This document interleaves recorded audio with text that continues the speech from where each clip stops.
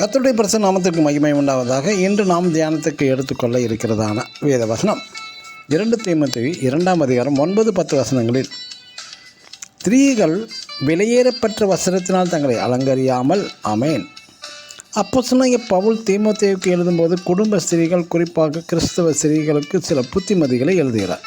அதேபோல் அப்போஸ்தலனாகிய பேதுருவும் குடும்பத்துக்குரிய காரியங்கள் எழுதும்போது முதலில் மனைவிகளே என்று 1 பேதுரு 3ஆம் அதிகாரம் 3-4 வசனங்களில் சில புத்திமதிகளாக ஸ்திரீகளுக்கு எழுதுகிறார்.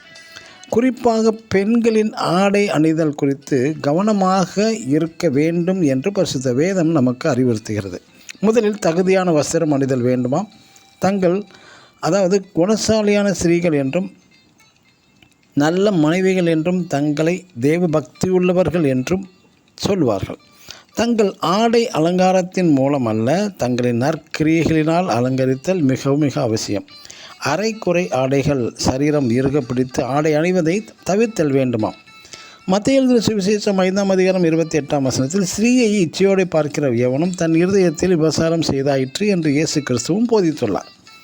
தன்னுடைய ஆடை அரைகுறை ஆடையினால் அலங்கரிப்பதினால் அதை மற்றவர்கள் இச்சையோடு பார்த்தாலே அந்த ஸ்திரீக்கு பாவமாக கருதப்படுகிறது.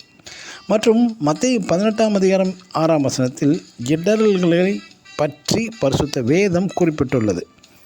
அது மட்டுமல்ல, பெண்களின் ஆடைகளை ஆண்களும், ஆண்களின் உடைகளை பெண்களும் அணிபவர்களை பரிசுத்த வேதம் இவர்களை பற்றியும் கர்த்தருக்கு அருவருப்பானவர்கள் என்று குறிப்பிடுகின்றது. உபாகம் 22ஆம் அதிகாரம் 5ஆம் வசனத்தில்.